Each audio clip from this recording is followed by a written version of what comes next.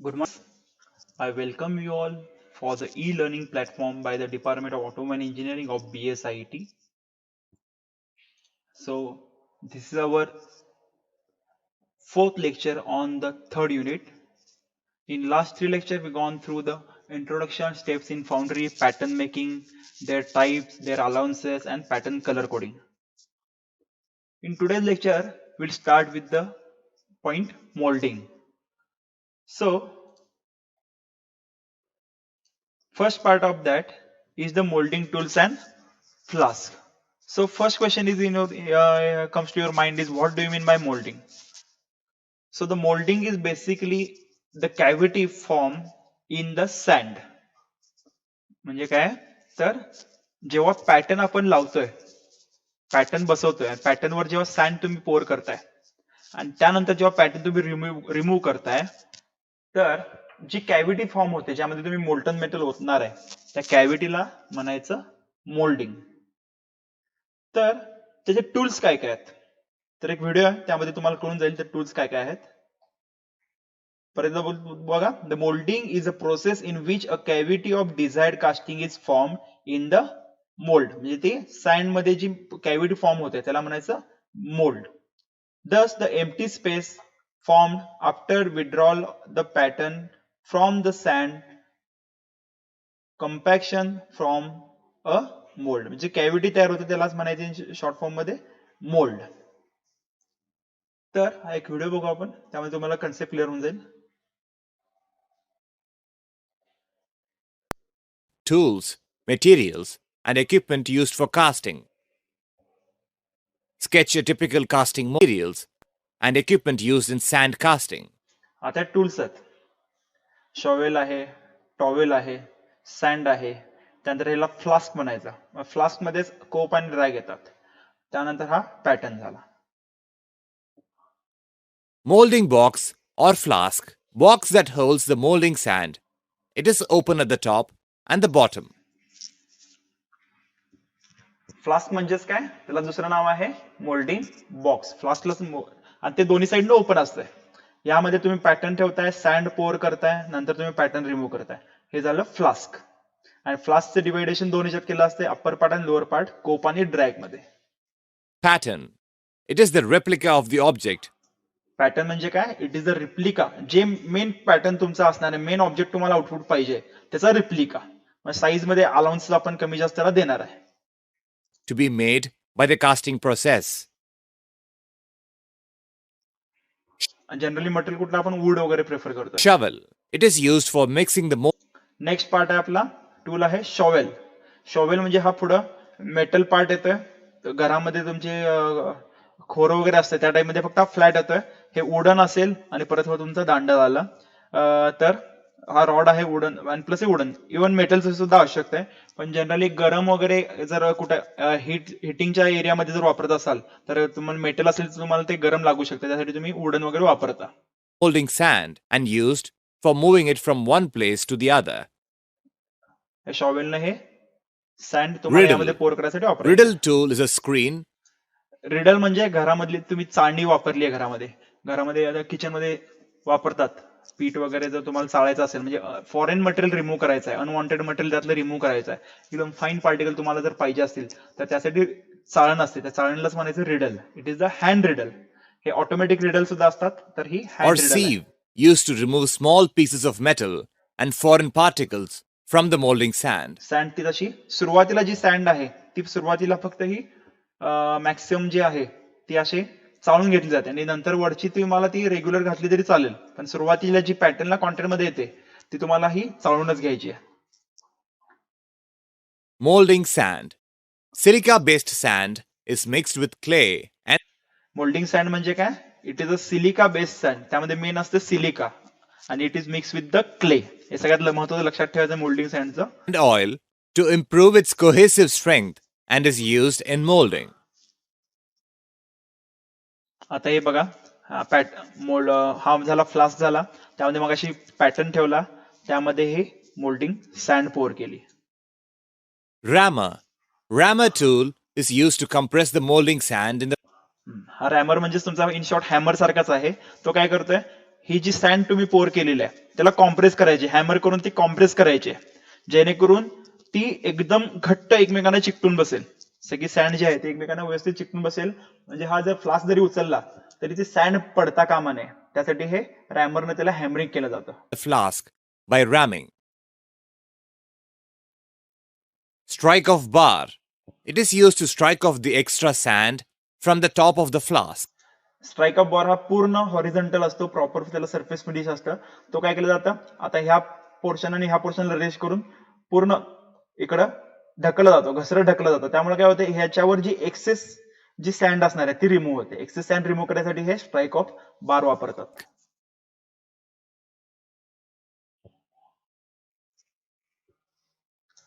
त्यानंतर आता काय केलं, उलटा केला. उलटा केल्यानंतर हा त्यातला Draw spike tool. It is used pattern remove to केला. remove the pattern from the mold. हा हे जनरली हे जे पॅटर्न्स आहेत त्याला हे स्क्रू बसवलेले असतात, म्हणजे स्क्रू थ्रेड्स असतात, इंटरनल थ्रेड्स असतात, ज्यामध्ये हे तुमचे एक्सटर्नल थ्रेड्स वाले जे स्क्रू आहेत ते फिट केले जातात, किंवा हे ड्रॉ स्पिक टूल जे आहे ते म्हणजे फिरून बसवलं जातं. आणि नंतर हे दोन्ही साईड इझिली रिमूव्ह करायचं, नाहीतर एका साईडने काढायचं नंतर दुसऱ्या साईडने काढायचं, असं नाही करायचंय. इझिली रिमूव्ह करायचंय, जेणेकरून ही सँड जी आहे ती आतमध्ये पडता कामा नये. Vent wire. Vent wire is used to make small holes in the sand mold. Vent wire म्हणजे काय, तर जे स्मॉल होल्स वगैरे जर करायचे असतील तुम्हाला, एअर वगैरे गॅप वगैरे असतील एअर बाहेर पडण्यासाठी वगैरे, त्यासाठी व्हेंट वायर वापरतात. For routing of gases from the cavity. Gases remove करण्यासाठी. Sprue cutter. It is in the form of a tapered tube which is inserted in the sand to produce the hole after ramming the mold. This screw cutter म्हणून hole create facilitates the करतोय pouring of molten metal. आणि यातून तुमचं molten metal त्यामध्ये पोर करायचं आहे. Slick tool. They are the spoon-shaped trowels used for repairing or smoothing a mold surface and the edges after the pattern has been withdrawn. Slick tool म्हणजे जे finishing साठी ते वापरलं जातं. Lifter. A हे lifter महत्वाचं आहे. लिफ्टर लिफ्टर is a बघून घ्या. finishing tool used for repairing and finishing the mold sand. आतमध्ये जर काय तुम्हाला रिपेअर करायचं असेल फिनिश वगैरे, तर त्यासाठी हा लिफ्टर टूल बघा तुम्ही, त्याला असं एल शेप आहे, तर त्यासाठी फिनिशिंग साठी आणि फायनलायझेशन साठी मोल्डच्या हा लिफ्टर वापरला जातो. Trowel. Tool which is used to shape and smoothen the surface. तुम्ही सिव्हिल कन्स्ट्रक्शन मध्ये बघितलं असेल, ह्या टूलचा वापर केला जातो. ट्रॉवेल म्हणजे जे गिलावा वगैरे आहे तो भिंतीवर मारण्यासाठी, स्मूथनेस आणण्यासाठी. तर ह्या छोट्या पार्टला स्मूथ करायसाठी, एक्सेस रिमूव्ह करायसाठी ह्या सगळ्याच काम हे ट्रॉवेल करतोय. Of the mold. Bellows. It is used to blow the loose or बेलो म्हणजे काय, हवा सोडते.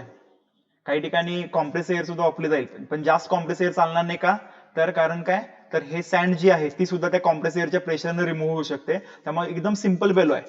हाताने जसं तुम्ही फुंक मारल्यासारखा याचं प्रेशर असणार आहे, जेणेकरून जेवढी पाहिजे एक्सेस सँड जी आहे वर आलेली ती फक्त त्यातून रिमूव्ह होणार आहे. unwanted sand from the surface and the mold cavity.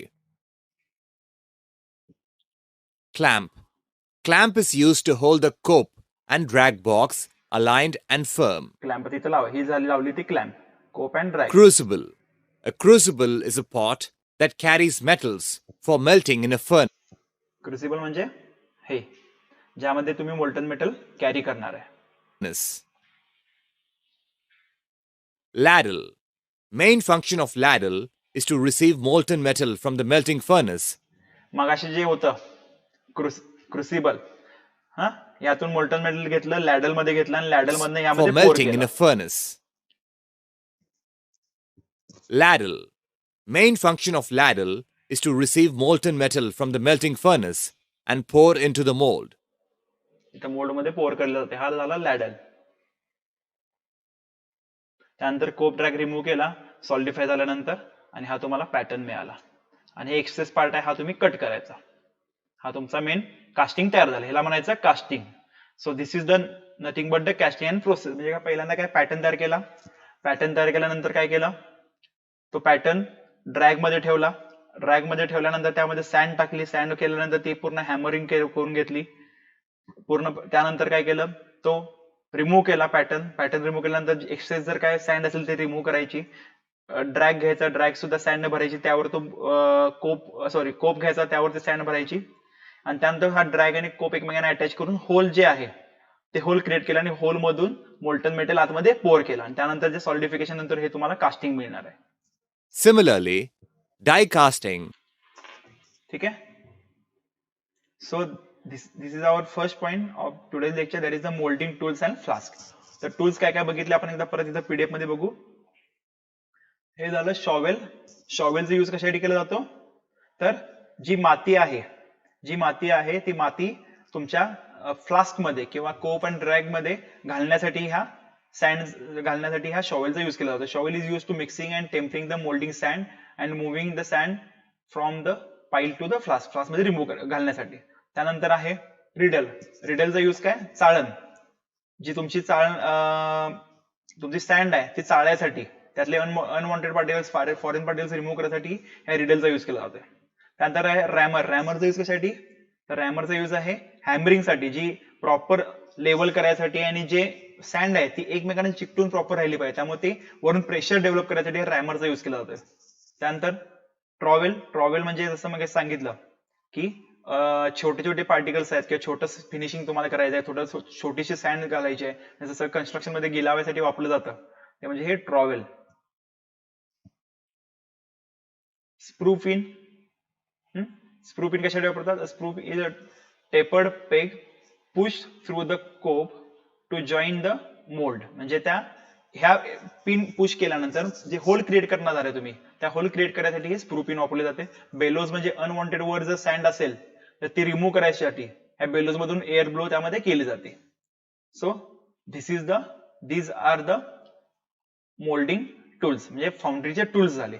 त्यानंतर आपण बघितलं त्याच्या आधी तर मोल्डिंग बॉक्सेस, म्हणजे ह्यालाच म्हणलंय फ्लास्क. म्हणजे दोन टाईपचे येतात, एक आहे स्नॅप फ्लास्क आणि दुसरा आहे बॉक्स फ्लास्क. तर स्नॅप फ्लास्कला बघताय एका साइडून असं ओपनिंग असते, इथे क्लिप्स असतात आणि इथून तुम्ही ओपन करू शकताय. आणि बॉक्स फ्लास्क मध्ये पूर्ण एक बॉक्स असतो आणि खालचा एक बॉक्स, म्हणजे वरचा आहे तो कोप आहे आणि खालचा आहे ड्रॅग आहे आणि इथं पिन लावून ते अटॅच केले जातात. So this is nothing but the flask, म्हणजे त्याला कोप आणि मध्ये कन्वर्ट केलं जातं. दोन टाईपचे फ्लास्क येतात, ते स्नॅप फ्लास्क आणि बॉक्स फ्लास्क. पण बऱ्यापैकी आपण बॉक्स फ्लास्कच जनरली यूज करतोय. ठीक आहे. इथं सुद्धा तेच मी परत एकदा दाखवतो तुम्हाला व्यवस्थित. शॉवेल बघितलं आपण, त्यानंतर हे आहे ट्रॉवेल, छोटे छोटे पार्टिकल्स तुम्हाला सँड पोर करायचे. लिफ्टर जे फिनिशिंग साठी तुम्ही वापरताय लिफ्टर. हँड रिडल म्हणजे चाळण. त्यानंतर श्रिंक ऑफ बार म्हणजे वरची एक्सेस वाळू जी आहे, एक्सेस सँड जी आहे ते रिमूव्ह करण्यासाठी श्रिंक ऑफ बार आहे. त्यानंतर व्हेंट वायर म्हणजे ते जे गॅसेस बाहेर पडायचे आहेत त्यासाठी व्हेंट तयार केली जाते व्हेंट वायरनं. त्यानंतर रॅमरनं तुम्हाला हॅमरिंग केलं जातं, वर प्रेस केलं जातं, सँड जी आहे ती एकत्र झाली पाहिजे त्यासाठी हॅमरिंग केलं जातं. स्वॅब म्हणजे छोटासा झाडू आहे, ब्रश आहे, जी अनवॉन्टेड सँड आहे ती रिमूव्ह करते. त्यानंतर स्प्रू कटर किंवा स्प्रू पिन जे आहे त्यातून तुम्ही मोल्ड पर्यंत मोल्टन मेटल ओतासाठी जी कॅव्हिटी तयार करणार आहे ते त्या तुम्हाला स्क्रू कटर पासून मिळते. आणि लास्ट होतं ते बेलोज मधून जे हवा पास केली जाते जेणेकरून सँड तुमची आहे ती रिमूव्ह व्हावी. So this is for the first point, that is the moulding tools and flask. आणखी एक माझ्याकडे व्हिडिओ तो तुम्हाला आता दाखवतो आणि त्यानंतर आपण ह्या आजच्या लेक्चरची एंड करतोय. कास्टिंग प्रोसेस अजून काही कन्फ्युज असेल तर हा व्हिडिओ एकदा बघून घ्या.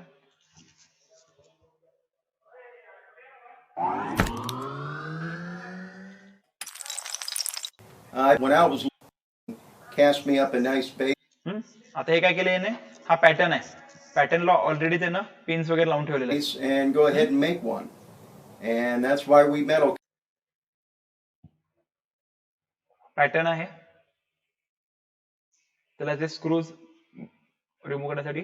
हे तुमचा फ्लास्क आहे, कोप आणि ड्रॅग. आता सुरुवातीला काय केलं त्यानं,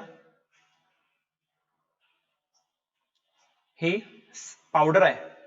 पावडर कशासाठी, तर ते एकमेकांना चिकटू नये म्हणून, कोप ड्रॅग किंवा हा जी सँड आहे खाली सुद्धा तिच्या सरफेसला चिकटू नये म्हणून ती तिथं पावडर आहे वापरलेली आहे. त्यानंतर हे तुमचं पॅटर्न ठेवला, पॅटर्न ठेवल्यानंतर त्यावर सुद्धा पावडर पोर केली, कारण की जास्त सँड त्याला डायरेक्टली चिकटू नये, कारण आपल्याला पॅटर्न रिमूव्ह करायचा आहे. जर ती पॅटर्न बरोबर चिकटून राहिली सँड, तर ती सँड निघणार आहे, मग त्या मोल्ड आपल्याला प्रॉपर मिळणार नाही. आता हे रिडल मधून ते काय केलं,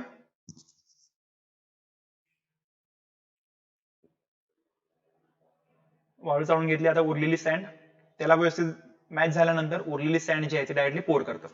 सुरुवातीची सँड फक्त आपण चाळून घेतोय. हा काय आहे, हा कुठला पार्ट आहे, it is a riddle, pressing साठी तुम्ही वापरताय.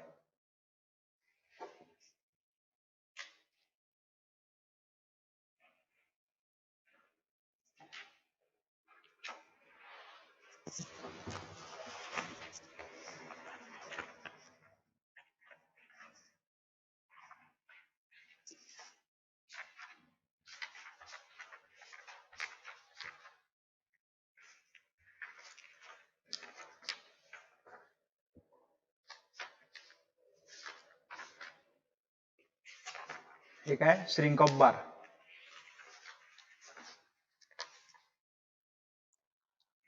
रिडल म्हणजे चाळण होती, शॉवेल म्हणजे जे पोर केले माती ते, आणि हे जे आहे ते हँड रॅमर ज्याने हॅमरिंग केलं, आणि हे जे आहे ते श्रिंक ऑफ बार म्हणजे एक्सेस सँड आहे ते रिमूव्ह करण्यासाठी श्रिंक ऑफ बारने यूज केला.